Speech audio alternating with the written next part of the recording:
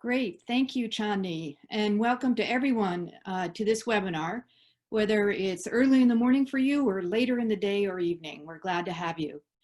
This webinar is one of a series sponsored by the International Land Conservation Network and the European Land Conservation Network in cooperation with many partners from around the world.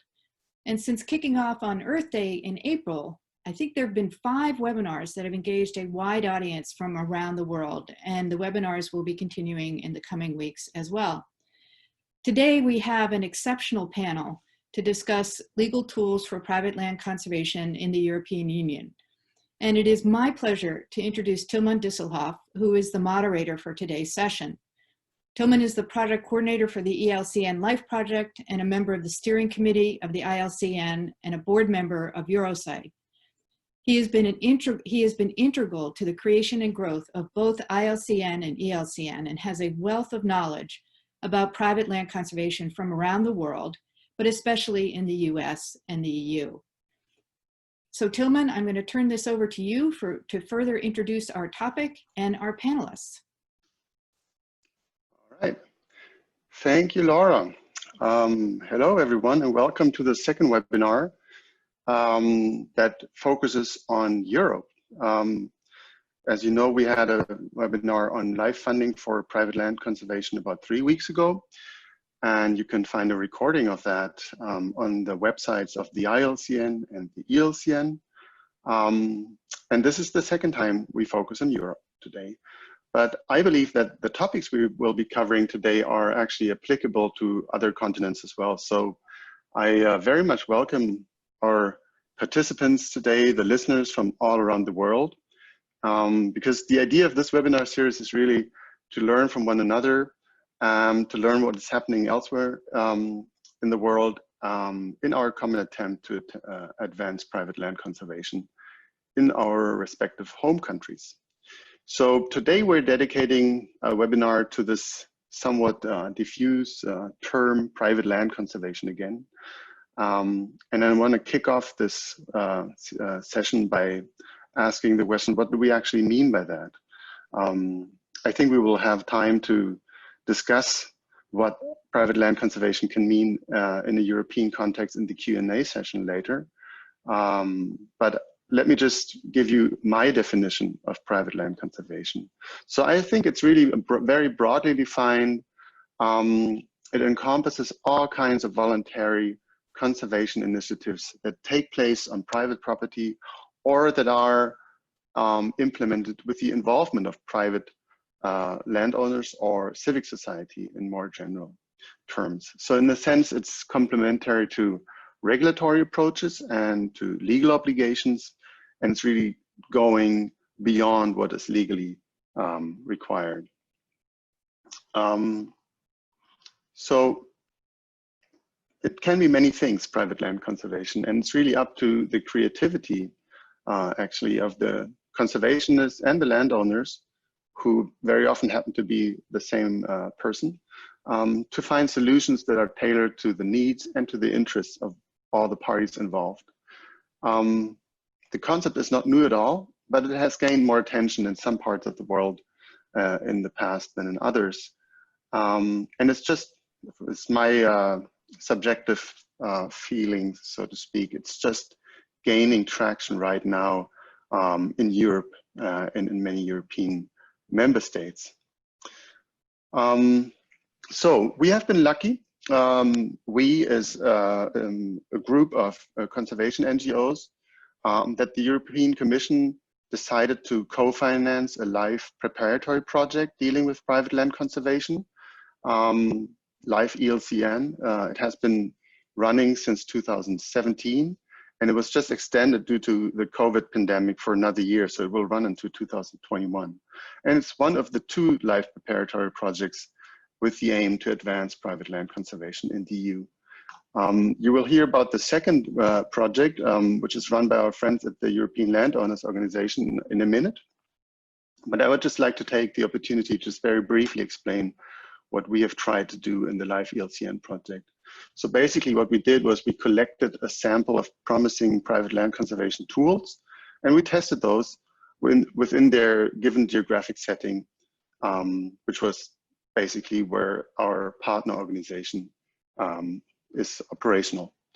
And then we exchanged our experiences with one another about the use of these tools, and we drew conclusions about the strengths and weaknesses of these various approaches. So we are really still in a very early and exploratory phase of private land conservation in Europe, you can say. And we're trying to figure out what works in our context and what does not. So let me just highlight two of these tools that we experimented with in our project, conservation easements and stewardship agreements. Now, stewardship agreements are already quite frequently used, especially in Spain, and they have been used there for a number of years now. And they basically consist of a contract between a landowner and a conservation NGO, where the landowner grants access to the land and permits the NGO to implement conservation measures, so to help with the stewardship of the natural resources of that land. And in return, the landowner receives technical consultancy services and other in-kind benefits, voluntary labor. So sometimes these contracts are also have a financial component where the landowner is rewarded for entering into such a contract, but very often it's really a form of quid pro quo, mutual benefit that is the basic concept of those stewardship agreements. So both parties benefit from it. And unfortunately, Mireia Salazar from ILCN, who was supposed to speak today, she is not able to hold a presentation today due to an injury to her knee.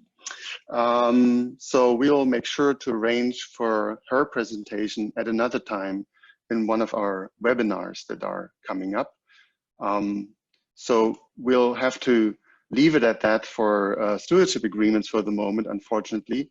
So let me just add a few explanatory words on conservation easements, which are a little bit different on the other hand, because they are less based on the idea of quid pro quo, but they are really a form of transfer of use rights attached to a property from the landowner to either an NGO or to a public authority. And they're very widely used in the United States above other countries, but also in other North American, South American countries, and in Australia and in New Zealand, you can also find them. It's fair to say probably that more land is nowadays conserved in the US through easements than by any other conservation tool.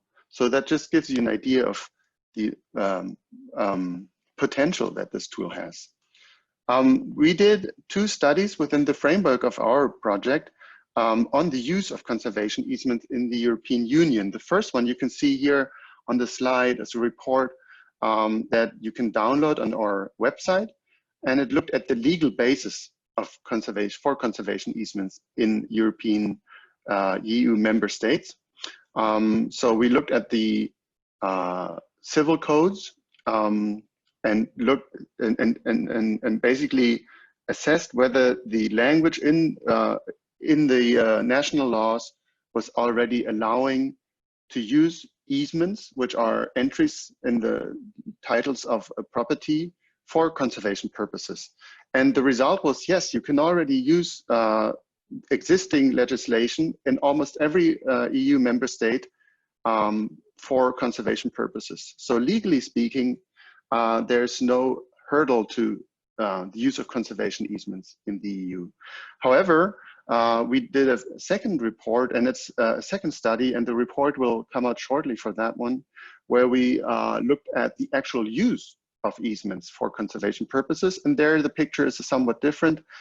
We found quite a lot of examples, interesting examples of how easements have been used for conservation purposes. But it's fair to say that the tool is not very widespread yet. And it's also not very well known even in conservation circles. So the question for us is obviously, how can we upscale this tool? Does it have more potential for conservation in the European context? And we're looking at the history of the United States and other countries where it has already had a lot of success to see what we can do to help upscale this conservation tool and other private land conservation tools in the next years. And I'm happy to announce that we have just been, we just received notice from the European Commission that we have been shortlisted for funding under another LIFE grant for a new project on private land conservation, where we will work together with the landowner organizations and with conservation NGOs, and we will join forces in the next years to advance private land conservation in the EU. And with that, I would like to hand it over to our first presenters, Jürgen Tack and Anne-Sophie Moulier from the European Landowners Organization. And I'll briefly introduce Jürgen and Anne-Sophie to you. Jürgen is actually a marine biologist by training, but somehow you ended up working mostly on land and terrestrial issues nowadays. But with kidding aside, Jürgen has very extensive experience with both land ownership and with nature conservation. He has worked for the Belgian Science Policy Office, the Flemish Research Institute for Nature and Forest, and other institutions. And he's now the CEO of the Flemish Landowners Organization, and he's scientific director at the European Landowners Organization, where he coordinates this LIFE project, Land is Forever. And Anne-Sophie is the project officer at the European Landowners Organization, and she is actually in charge of coordinating the LIFE project. And with that, I would like to hand over to you guys, Jürgen and Anne-Sophie.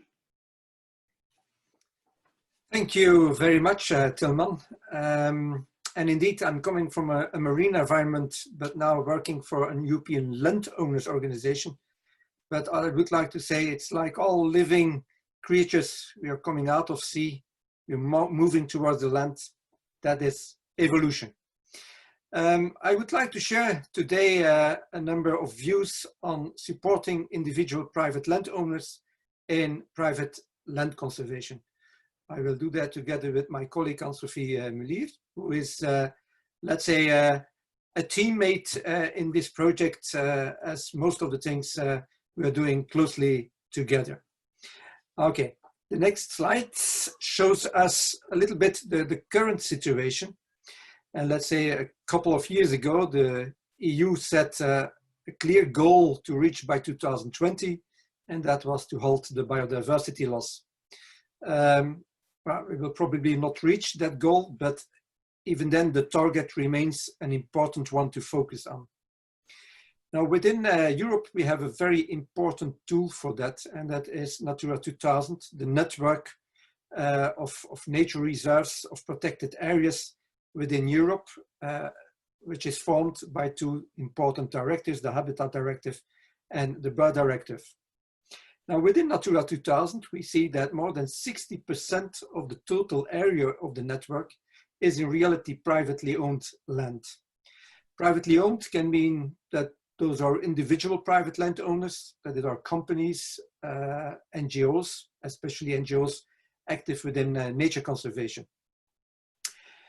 A couple of years ago, the Commission did a fitness check to see whether the two habitats supporting the Natura 2000 networks were fit for purpose. And well, yes, they were fit for purpose, but there were a number of ameliorations which were possible. And one of the things that the fitness check recognized was exactly the importance of private landowners. Now, what we see in most of the EU member states is that we have voluntary programs supporting landowners in participating nature conservation management. This can be very, very different from one EU member state to the other, but exactly that is part of the project we are running. In the next slide, we are repeating that with the fitness check, okay, it was important to involve private landowners into the management of the Natura 2000 area, or to involve them even more closely than before. And that resulted, as Tilman already said, in two project calls within the LIFE Plus program to increase exactly the engagement coming from the private landowners in their different forms. That led to two projects, two preparatory life projects. The first one that started in May 2017 was the European Private Land Conservation Network, ELCN, a project coordinated by Tilman. And a second one is the Land is Forever project, where we are focusing more on the engagement of individual private landowners, a project that started in April 2018 and which I am coordinating, but I have to say a project we are running together with the Nature Conservancy and with the Agency of Nature and Forest, a Flemish governmental agency active in nature conservation. What is our overall project objective? Well, first of all, we would like to expand the use of private land conservation methods and approaches in the EU. That makes that throughout the project, we are developing recommendations for new and more effective private land conservation tools. And that can include policy changes, administrative regulations, guidelines, funding, incentives, capacity needs. And we will go later on in the slide, we will show you a number of the tools we could use towards the future. And then, of course, we would like to develop a network of European private landowners involved in nature conservation. And let's say we have seen throughout the years since the two projects started that more and more we are working together on a number of aspects. The fact that I'm sitting here in front of you in a webinar organized by ILCN and ELCN is in a way showing that that cooperation is becoming closer and closer. The fact that in the near future we will run a project now together and not as separate entities is showing that even more. We are following a unique approach. The definition of private land conservation makes that, okay, you have to discuss a number of legal entities. We have already indicated that can be NGOs, that can be companies, that can be individual private landowners. Especially for individual private landowners and companies, there is also an economic reality. But of course, there are quite a number of ecological needs involved. Also, the social aspect is important, and you will immediately recognize the three major components of sustainability.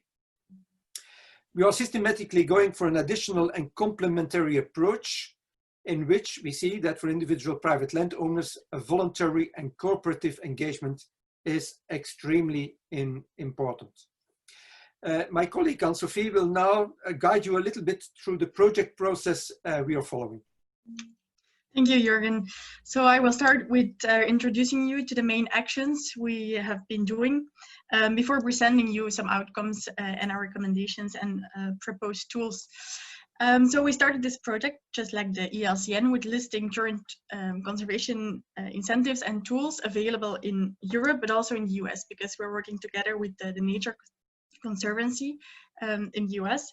And with this list, we went to individual private landowners in 14 EU member states. We organized focus group discussions, and we organized a European large-scale survey targeting individual private landowners to assess their understanding and their preferences of existing tools and new tools we propose to them.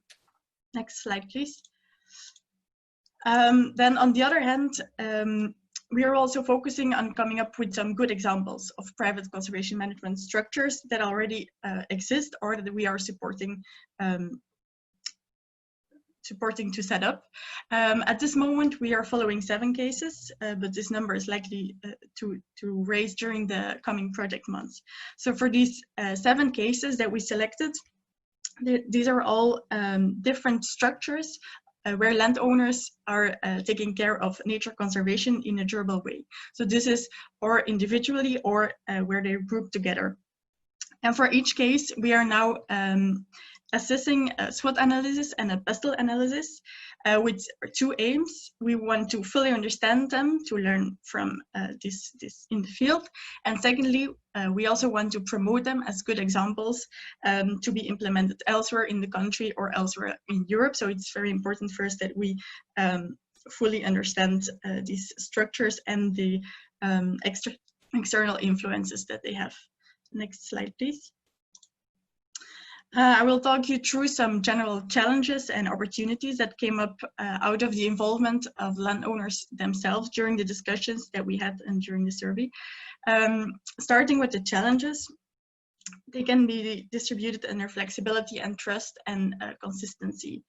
First of all, long-term guarantee needed. So if a landowner decides to engage in a certain program and they agree on a certain compensation, it's important that we can guarantee them the compensation for the term that they agreed on. It's not that it should be in perpetuity, but if it's agreed on a certain period, they have to be sure that they can trust this program for this period. Secondly, climate and natural habitat changes. We all know that active land managers are very much aware of the changes we are facing today. So it's important that if they engage in a project, that they can be sure that if they have natural changes, that this program has a certain flexibility to change following these changes.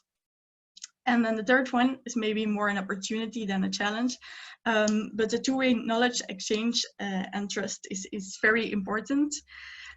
Because sometimes landowners have a very unique knowledge about their land, and it could be a good thing to engage them earlier in the program, to engage also and to use their knowledge. This is, of course, also important for to gain their trust and to gain their motivation.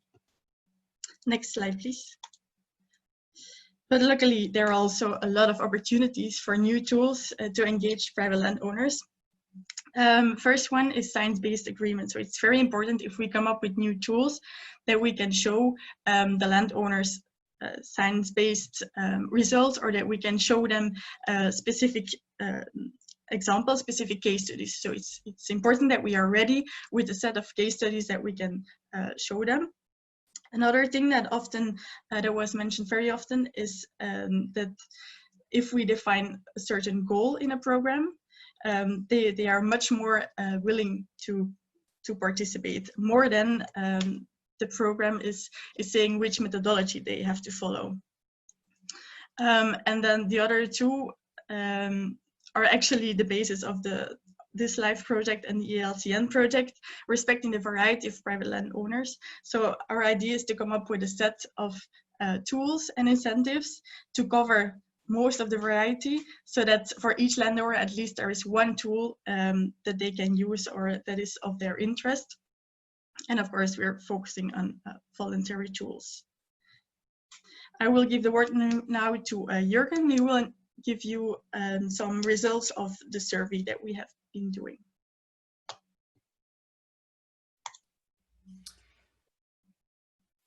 The following graphs are the result of a survey conducted by the Nature Conservancy in consultation with Laurie Weigel in 2019. It was an online survey which was conducted among landowners and managers in 28 EU member states, available in 11 languages, and with a response of more than 1,000 individual private landowners. What first of all we have to mention is in the field of land use, we see that it's more or less equal. We see that 80% of private landowners in Europe own arable land and own forests. So that makes that a large share of private landowners, individual private landowners, are involved in as well as agriculture as forests. So quite often it's a combination of both.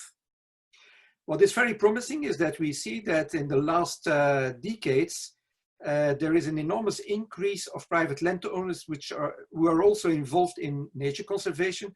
And we are already at a level of 36% of individual private landowners who in one or the other way are involved in nature conservation. As some of the private landowners do have an interest in hunting, we thought it was important also to mention that only in 70% of the estates owned by private landowners, hunting is a part of the management of the estate. If we look specifically at the ownership, then we see that a very large share, more than 80%, is owning and managing the land. Only 8% is managing land while someone else is owning it, and 11% is owning land but is in reality renting it out to someone else to manage it. What we see is that in the last decade, labels are becoming more and more important for private landowners.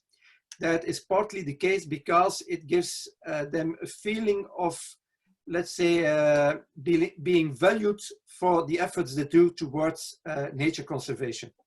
Within forestry, there are two international renowned labels, PEFC and FSC.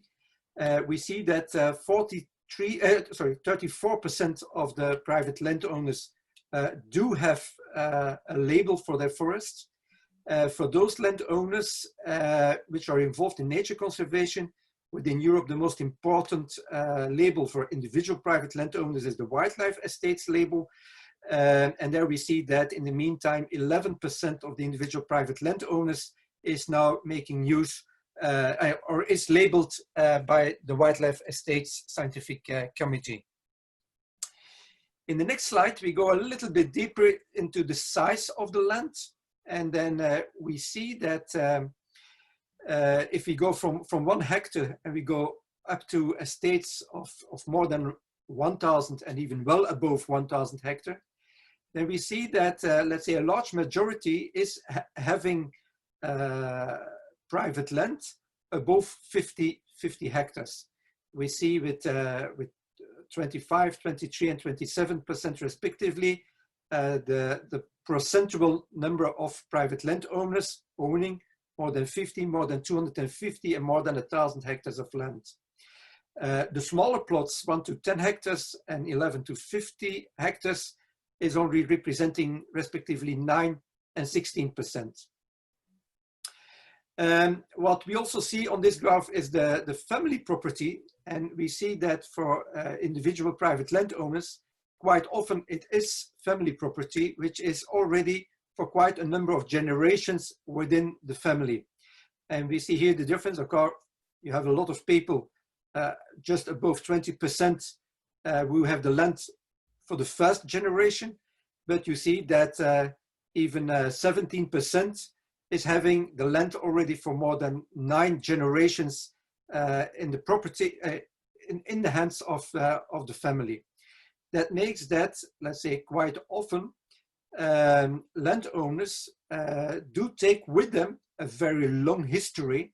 They have a very good knowledge about the history and about the ecological quality of the land in the past.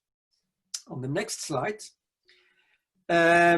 we see the issues which are seen as important up to extremely important for individual private landowners.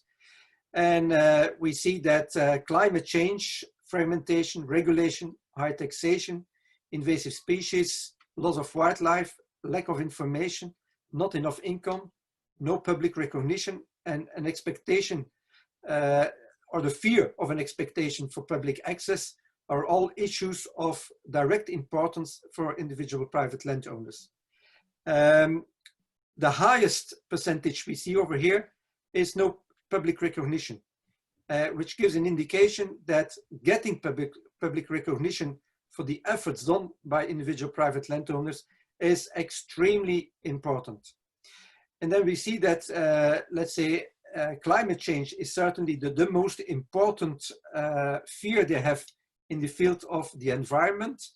And let's say that is quite often in combination with increasing regulation and increasing taxation, which is quite often leading to less income.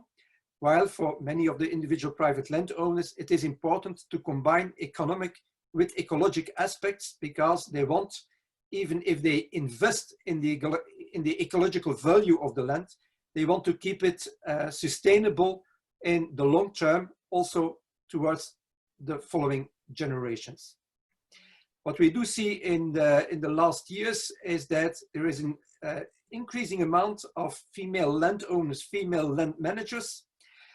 We have 16% in the meantime of the privately owned estates are managed by females, which is, let's say, a good thing for nature conservation, because we see that among the female landowners, female land manager, nature conservation is taking a much more important aspect than for their male counterparts. And what we see is that almost up to 65% of female landowners are involved actively in nature conservation. Within the project, we have a number of case studies, and those ones will be presented again by Anne-Sophie. Yes, thank you, Jürgen. So I will shortly present you the 7 case studies that we are currently following. The first 2 examples that you see here are 2 cases where private landowners grouped together to solve an environmental problem in their area. So on the left, we have the case study of Sweden, the Tullstorp Stream project. It's a project around a stream flowing in an intensive agricultural area. And the landowners, the farmers, they were experiencing all same flood problems. And in the meantime, they were also aware of the nutrient pollution they were causing to the Baltic Sea. So some of the landowners grouped together and decided to set up a project. They engaged many other landowners along the stream to restore this area.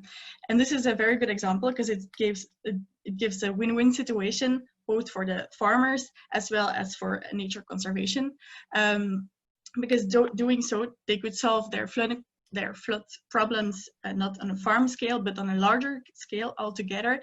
And in the meantime, they created a very nice biodiversity area, which has now an important value also for the community, educating people and offering a recreation area.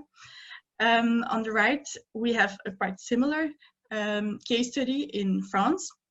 This is a Natura 2000 area with man-made marshes with a very nice biodiversity today.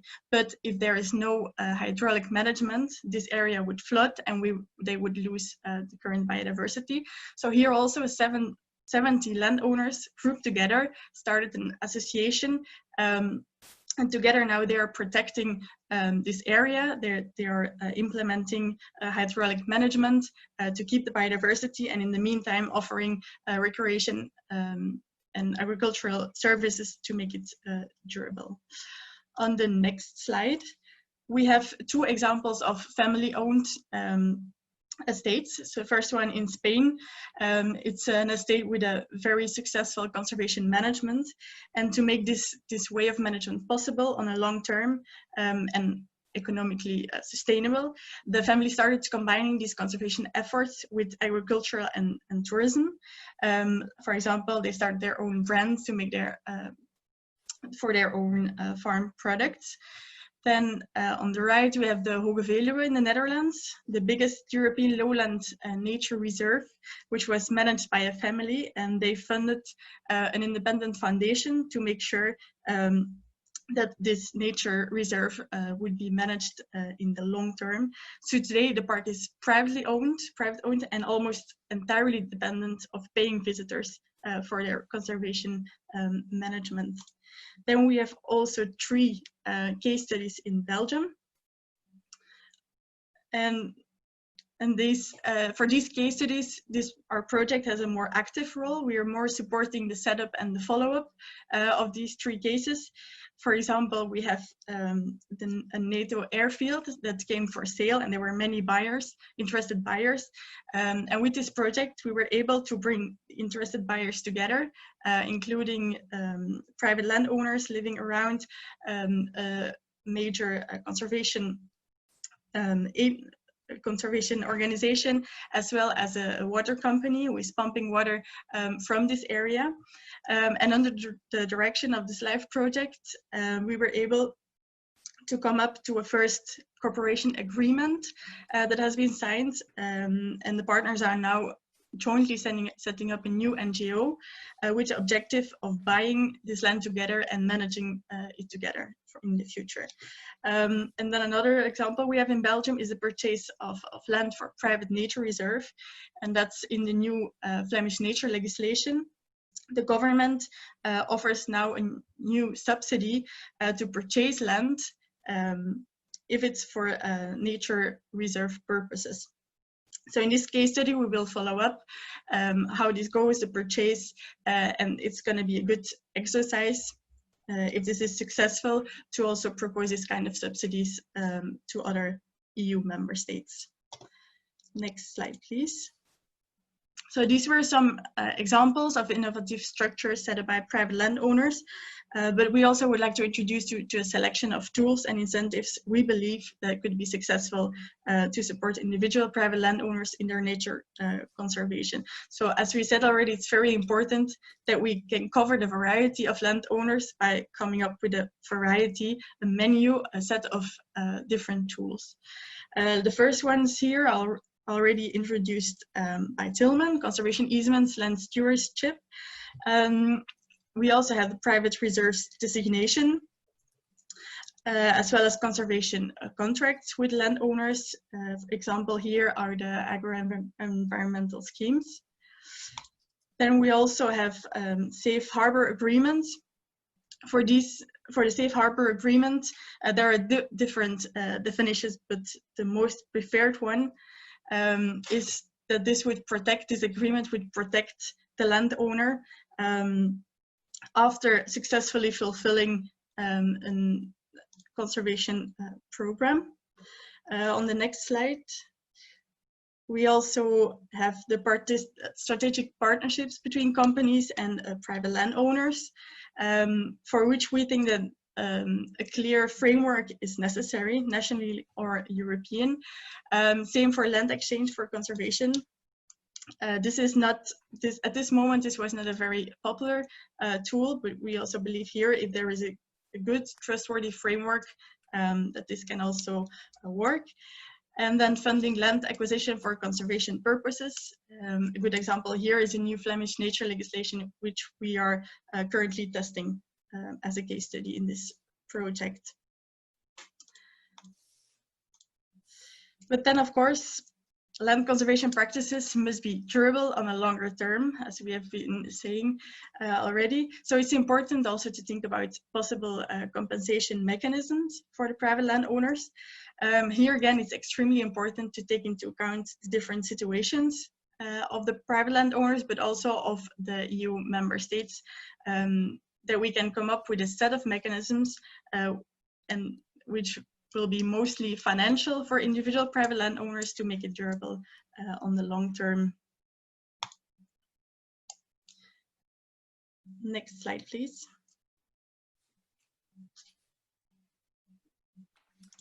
Well, and here I will take over again, Anne-Sophie, with a couple of recommendations towards policy, especially then within the European Union. First of all, the preference for voluntary programs, that's very clear.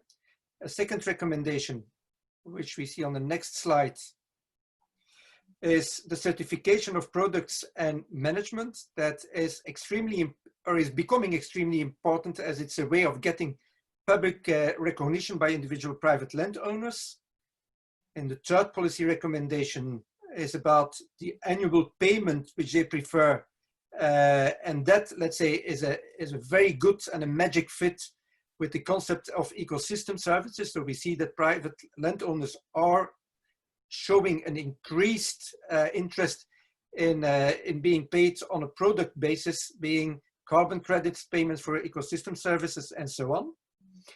Fourth policy recommendation is that tax benefits for income, property, or land taxes, or taxes related to the transfer or sale of land, are extremely welcome incentives to individual private landowners.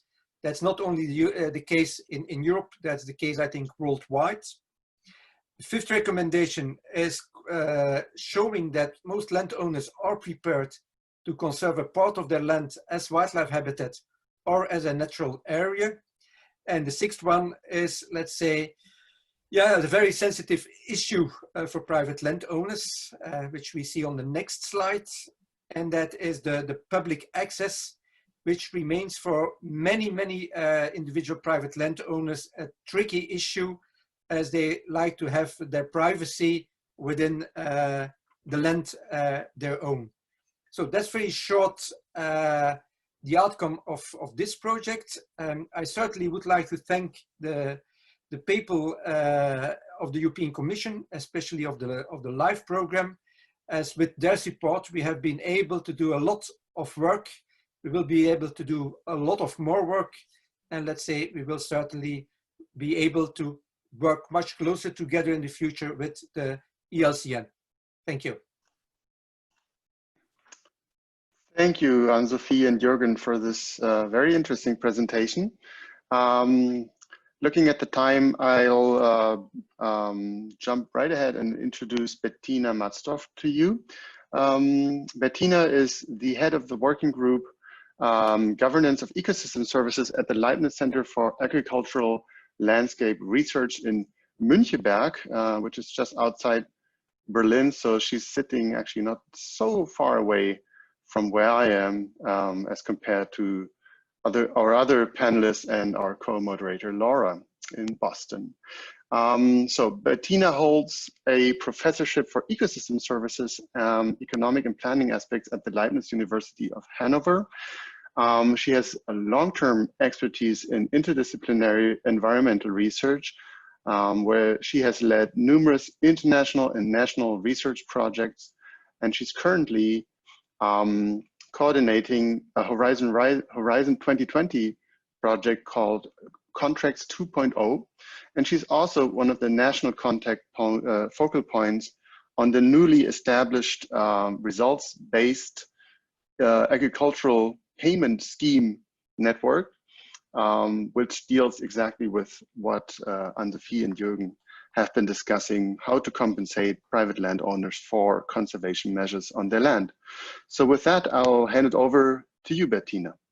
Yeah, thank you very much, and welcome also from my side. It's a pleasure for me to really talk today to innovation within agri-environmental schemes in Europe. So as the former presenter also focused on that, compensation payment plays quite big role in private owned land and nature conservation, and specifically in Europe. Next slide, please.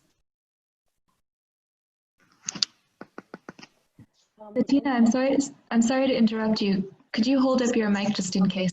Yeah, thanks. Okay, thank you. I would like to start with a short reflection on the strategies for nature conservation in Europe, so these principal strategies, because I think it's quite important to really understand the specific situation here and how important such kind of agri-environmental schemes are in Europe. So we can distinguish two different strategies, land sharing and land sparing. The first one is that we really focus on low yield farming enables biodiversity to maintaining within agricultural landscape, so directly within the production system. And land sparing is another strategy, and here we have more separate nature conservation and the production system. So high yielding agricultural and practice, and in smaller areas we try to really have this nature conservation in more untouched habitats.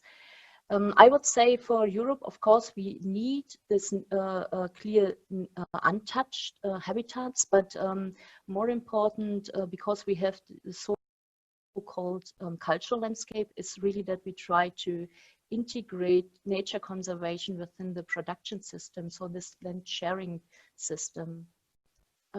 Next slide, please. And because of that, this so-called common agricultural policy is important, and we have a quite long tradition in the subsidy system. And during the last year, there's a kind of improvement that we try to really develop this subsidy system and this agri-environmental schemes in terms of really to use it in the sense of payments for ecosystem services. But I will come back to this point later. At the moment, this kind of agri-environmental measures are characterized by the following points. So we have an incentive-based instrument, financial incentive-based instrument with clear payments, and the contracts are normally 5 years, so short-term contracts. And these kind of programs are part of the European Common Agricultural Policy. And it's important that it's really a mandatory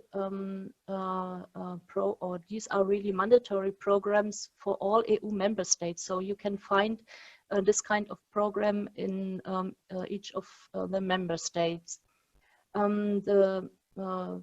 This kind of programs provide payments for farmers, and we have here this voluntary environmental commitments and related to enhancing the environment. Or we can say to really for the provision of ecosystem services and also biodiversity. Important is that we have these all are contract based. Yes, thank you. I would like to point out that this is really the important option to govern our agricultural landscape above the reference level of legal standards. So here we can really target the provision of ecosystem services and biodiversity on private land within such kind of payment schemes. Yes, you can see here the importance of the reference level for this kind of schemes. And of course, this is also a kind of big discussion always where this reference level is. And it's also you have also to really think about when you talk about legal instruments and how we can combine this legal instruments with financial incentive instruments. It's not really an easy constellation. And if you introduce, for instance, such kind of payment schemes, then you also define the legal level at the moment. Next slide, please. To really illustrate the importance of this kind of contracts in Europe, you can see here in the figure the area under such kind of agri-environmental commitments or agreements. And you can see here we have really nearly 50 million hectare around Europe under such kind of contracts. This was in the last planning period. If you look at the expenditures on this kind of measures, it's 20 billion euro in Europe during the last period, 2007 to 2030. I think that's quite a number also true for the current situation. And of course, we have or we depend from the overall development of this agricultural policy. And at the moment, there's a kind of windows of opportunities because we have, or there's the planning, we start a new planning period for the next years. Within this planning period, there's always a discussion how to improve this kind of payment schemes. Next slide, please. Tina, this is Tillman. Yes. We just having feedback from some of our audience, not all of them, that they cannot hear you well still. So the louder you speak, the better you're understood by all of us. For me, it's totally fine, but there are some who cannot hear it apparently. Sorry for interrupting you. Okay, no yeah, problem. I just wanted to let you know, and the louder you speak, the better. Fine. Thank you. All right, sorry. Okay, so I tried again, and most important, it was on the last slide, is that at the moment, most of this kind of measures are really action-based. So farmers get paid for a defined management option. And next slide now. And one of the results, I would say, of this contract design is at the moment, overall, we can say there is definitely a lack of effectiveness of this kind of agri-environmental schemes, and also a lack of legitimation of these schemes. And two approaches are discussed at the moment at the European level, and of course also at the regional and national level, to overcome some of these disadvantages, or this kind of the current situation. And one is really to develop a new contract design, and that's also related to this payments for ecosystem services, so that we have a result-based agri-environmental schemes or measures. And the other one is cooperative approaches. And I come to both points in the next slides. So next slide, please. Is it better now? Can you hear me better? Just to Yes, check. much better. Thank you. Okay.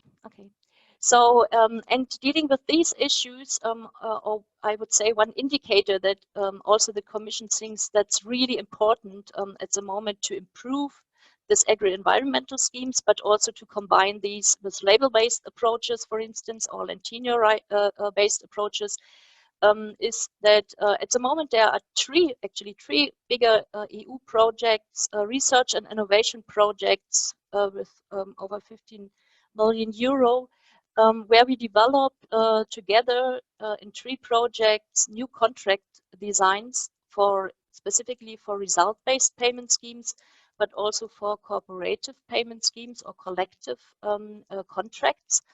And one of these projects is this contract 2.0 project.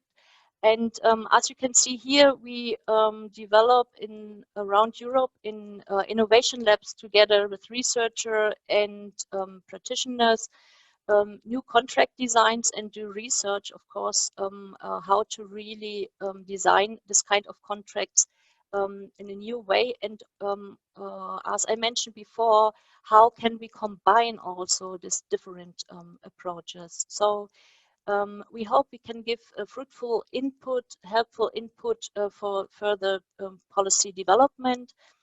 So in this project, we also have policy innovation lab, where we try to give the results directly to the policy makers in the different countries. So next slide, please. I would like to come back to the point of result-based schemes and how do they differ from action-based approaches. So farmers or land managers are paid for delivering an environmental result, or as we mentioned before, in ecosystem services. So for instance, specific breeding birds, butterflies, or important flowers, but also carbon storage. In the last years, we really try to also integrate more this, beside biodiversity issues, also the question or the issues of carbon or climate issues, and also water-related environmental issue into such kind of schemes. And farmers can choose what management is required to achieve the desired results, rather than being required to carry out specific management actions. And the most important point is that farmers are more flexible, and they can decide or adapt the right management option for the regional or local context, and also what fits best to the specific farm situation. Next slide, please. So here in this figure, you can see different advantages of such result-based or result-oriented payment schemes. I don't want to go into detail in all of these different advantages. I would like to focus on this self-interest of farmers, because I think, or I would argue, most of the other advantages are actually based on this improved self-interest of farmers. And this self-interest is of course, if you look at the economic arguments, is really one important step that farmers develop by themselves the right options, and but also to reduce information asymmetries between, for instance, the government as they pay for this kind of schemes, and the farmers, and promoting intrinsic motivation. I would like to focus on this point, because that also relates to the question of self-identity of farmers. And in fact, there are some really good evidence in research and also in our practical experiences that these is really an important point. Most of the farmers have the identity as a productivist, so they really would like to produce something rather than, for example, to fertilize less.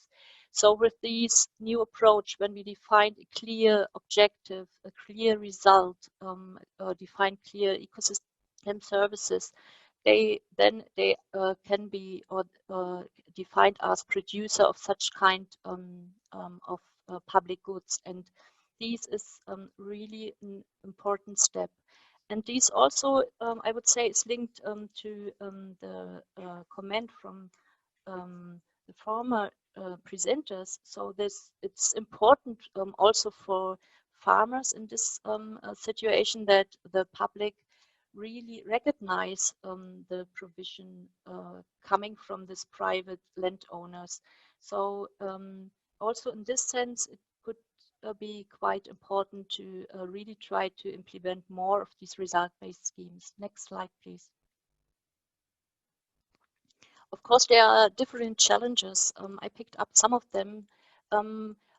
We definitely need indicators to really link the concrete payment scheme to the results, and these indicators should indicate the management or dependent from the ecosystem services and biodiversity, and because of that, there can be a risk for farmers not to achieving the goal.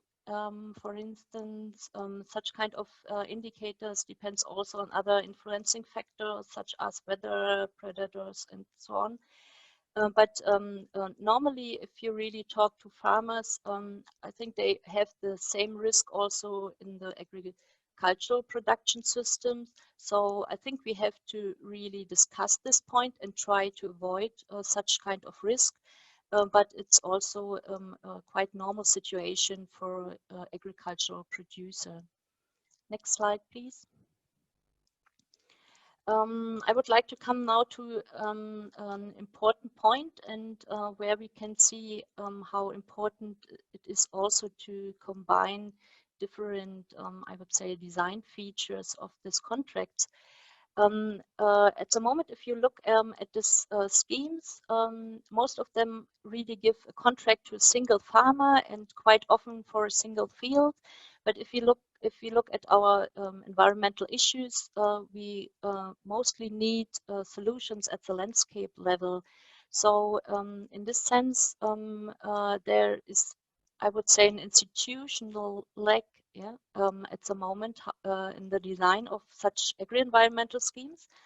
And of course, there's also a quite longer discussion how to overcome this lack. And one approach could be collective contracts, or at least cooperative approaches. And we can find these now in practice already, for instance, in the Netherlands. Where we have only contracts between the government and collective. At least in Netherlands, we can find 40 of these collectives, and then they can distribute the money by, of course, single contracts to farmer, but they can also have collective contracts, and most important is that we have a common strategy for at the landscape scale. So in combination with these result-based schemes, I would say this is the most promising approach for the future regarding the improvement of this contract-based solution on private land. Next slide, please.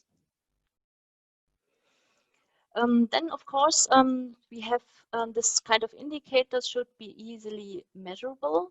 And it's also important that at least our experiences and also some kind of research shows evidence for that. It's also important that farmers really understand these indicators, and ideally they should really they should be possible that they can collect by farmers themselves. So that really helps understanding on the ground for the nature conservation and really improve the intrinsic motivation of farmers.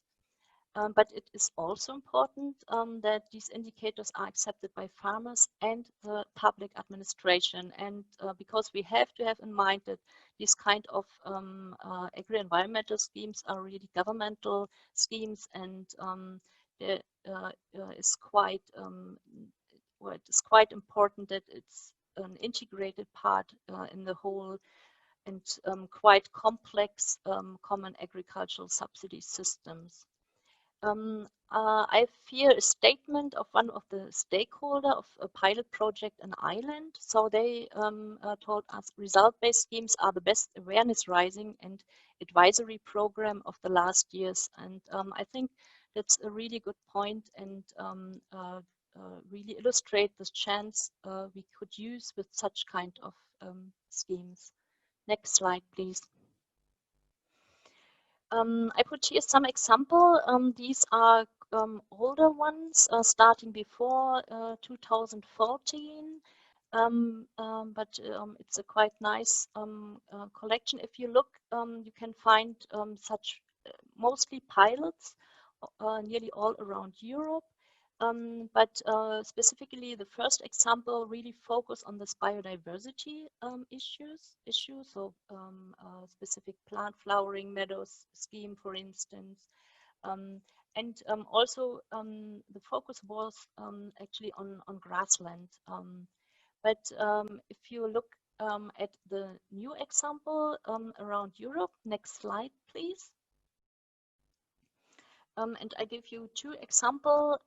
You can find really also new approaches where the practitioner really tried to develop also schemes considering soil issues and also water related and climate issues. But I would like to illustrate this approach again using one of the first schemes really implemented under the Common Agricultural Policy in Europe, and that it was a species-rich grassland in Germany. And here we had a pioneer country, federal country in Germany, Baden-Württemberg. So, here we really have the situation that we use key grassland plant species or species group from a list of species, and if farmers can provide at least 4 of the species, then they get paid for this specific habitat or grassland. That's a kind of typical scheme you can find in different countries in Germany, but also in Europe. And I would point out that we have now experiences from over 20 years in some of this region, so that help us a lot to really upscale this kind of approaches also in other countries. Next slide, please. I would focus now a little bit on the situation in Ireland, because I would say Ireland is the most dynamic country at the moment in Europe regarding this result-based schemes. There were a pilot program, the Burren program, but now at the moment you can really find different programs around Ireland where they try to really target biodiversity, habitat quality, water quality and quantity, carbon storage, landscape and cultural heritage. And you have to have in mind that you need for all of these different objectives or goals, this different indicators or approaches. And they developed together, and of course they are in the process of improve this system, a 10-point score system with different criteria, an indicative of overall health of ecosystem, and there you can find, for instance, positive and negative plant indicator species, farm nutrient balance, bare soil erosion, just to give you some of the examples. So at the moment, there's really a great dynamic on this kind of schemes, and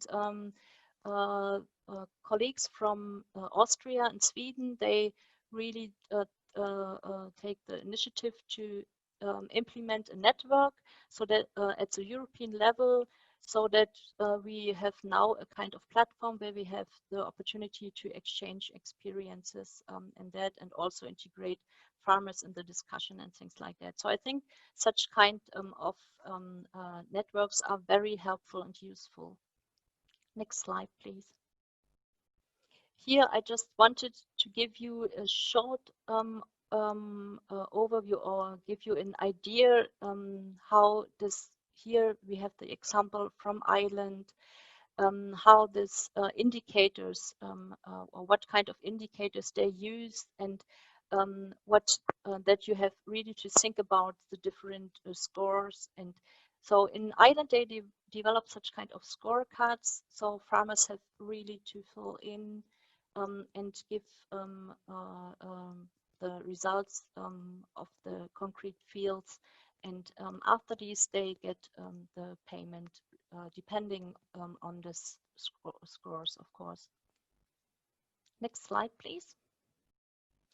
I would make some conclusions. So first of all, I would say result-based schemes are a useful alternative to standard action-based measures, and specifically if you really combine these also with other approaches.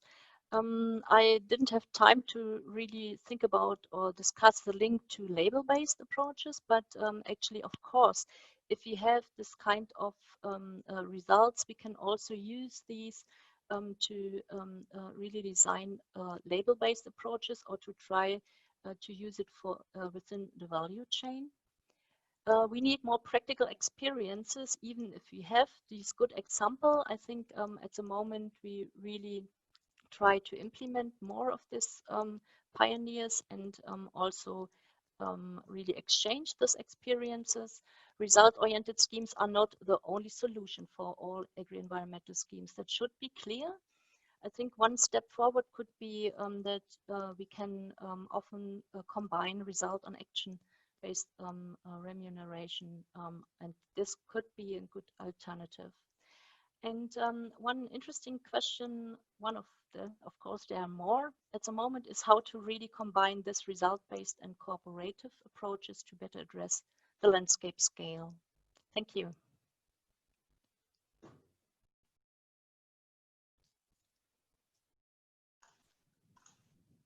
Yes, you can see here, I put some references on the last slide, specifically to give you an overview on the situation in Europe, and also some good websites. If you are interested in a more concrete example, I think these websites are very helpful. Thanks a lot, Bettina, for this very interesting presentation.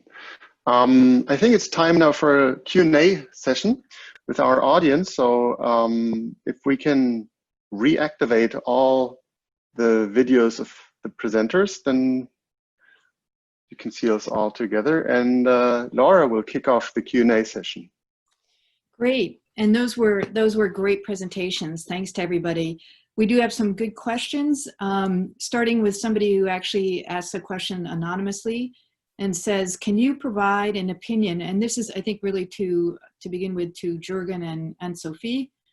Can you provide an opinion as to the role and importance of financial incentives, such as tax incentives or cost share programs, to securing conservation on private lands? So I think you kind of answered that yeah, it's really important. But the question goes on, what potential support is there in the EU member states for enacting such financial or tax incentives for private lands conservation? In the US, this is a critical motivating factor for private lands conservation. So Jürgen and Sophie? Yeah. Well, as I indicated in the policy recommendations, tax incentives are important, also in Europe. What we see, however, is that it is not seen as the most important instruments. If you give the choice to, and I'm now speaking about individual private landowners, if you give them the choice between an annual payment to deliver something or a tax benefit, they will prefer to go for the annual payment. Of course, with the lack of an annual payment, for instance, the delivery of ecosystem services, of course, the tax benefit is playing an important role. I do think that, let's say, a healthy combination of those different instruments would be ideal to get a lot of the individual private landowners on board. But let it be clear, tax incentives are, as well in Europe as in the States, an important instrument to trigger private landowners to do nature conservation. So can I, a follow-up on that is, I was struck in your presentation that there seemed to be an emphasis on relatively short-term agreements, maybe even just year to year, and the payment year to year. Could you comment on how you think both the financial incentives as well as landowner motivations might lead to longer-term agreements? As you know, in the US, a lot of tax incentives, tax benefits are associated with agreeing in perpetuity to certain restrictions on land. Can you comment on that as well? Yes, but let's say for an individual private landowner, it remains very important to remain a maximum degrees of freedom.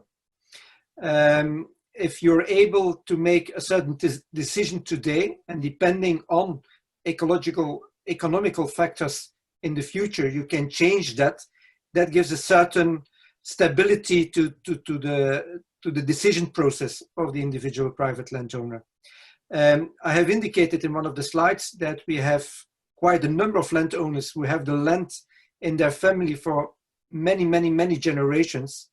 And especially those people have very good examples of, okay, we took a decision, let's say 6 generations ago, depending on a number of ecological factors, on a number of economic factors. If we would have taken then a decision which would have been forever, it would have been very difficult to change those circumstances today. To give you a very practical example, what we see today is that for people having forests, let's say forests are getting a very difficult time due to climate change. You're heading into the 4th very dry summer here in Europe, which is unseen before.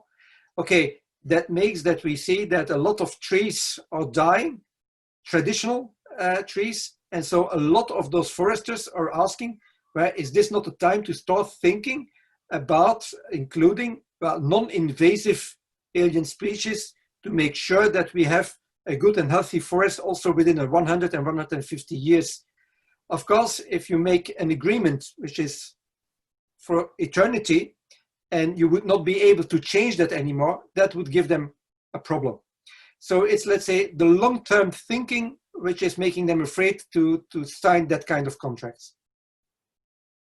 Thank you. It's a very interesting answer, Jürgen. So maybe the long-term protection in the United States is due to the short-term thinking of the landowners there. I think it's an incredibly important sort of public policy discussion between the landowner's preference for flexibility and, given Jürgen's example, you know, sometimes really wise need for flexibility, because certainly we're finding that with easements in the US versus the public benefit, especially financial benefit, that suggests you'd want for the public benefit a longer term. It's a really interesting question. Absolutely. And you can see that what I meant with creativity, you need to find the right language for the easement that on the one hand ensures that the natural resources that you want to protect are protected in the long term. And on the other hand, it doesn't tie the hand of the landowners. The landowner can still react on situation under changing circumstances, and climate change is obviously a hugely important factor. And I believe that a lot of thinking in the United States goes into how that language in the easement must be phrased nowadays to allow that for these kind of flexible decision-making opportunities in the future. But let me go to another question from the audience. This one is from Patrick Nubelstein from Naturmonumenten. And he actually has two questions, and I'll try to wrap them into one. I think they both go to Bettina. The first one is about the monitoring in results-based environmental schemes. And his question is basically, will the monitoring, how can you ensure that the monitoring is still reliable and not too complicated? And maybe if I understood him correctly, related to that is, what is the role of private NGOs in that institutional setting? And do they have a similar preference to those kind of schemes as the landowners do? Can't hear. Yeah. Oh yeah, there you go. Yeah, it's a really good question, and I just would like to pick. It's okay. Yeah, hold it up as closely as possible. Oh my goodness. I'm sorry. So now it works, so yeah, it's fine. Yeah. Yes, I think this is one of the major issues also related to the transaction cost for such kind of schemes. But we have good example for this, how to monitor actually this results. And maybe you have to distinguish between two situations. One is indicators you can, for instance, really measure or observe every year. And ideally, as I mentioned before, together with farmers, because then it's really nice to integrate farmers into the this situation or this specific issue. And in this process, we have a very good example where we integrate actually NGOs and also regional and local NGOs in this monitoring process, and where you have this opportunity also to work together, farmers and NGOs. We have good example, for instance, in Germany, in Schleswig-Holstein. So I think if you look at the existing results and you look at the institutional design, NGOs have actually really or plays quite often an important role, specifically in also in terms of advice farmers how to deal with specific situation and things like that.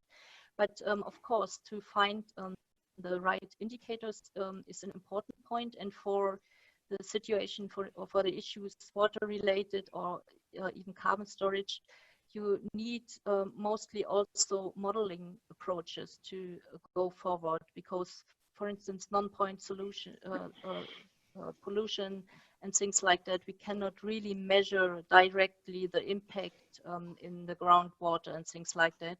So we need really creativity how to design these things. But even the process to really develop these indicators are helpful also in the collaboration with farmers, I would say. Great. So I think, Tilman, we have maybe time for one more question. And this is from Carmen Campo. And it's about the EU-wide carbon farming initiative. And the question is how to ensure additionality and what kind of eligibility criteria do you envision? So I think, Bettina, that might be for you, but anyone who has a comment, that would be great.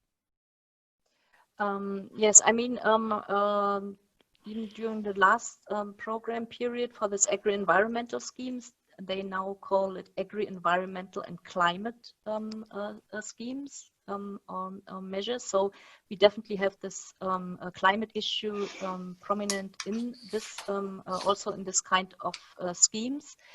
The question of additionality, I think it's not only a question regarding to climate. We always struggle with this additionality a little bit.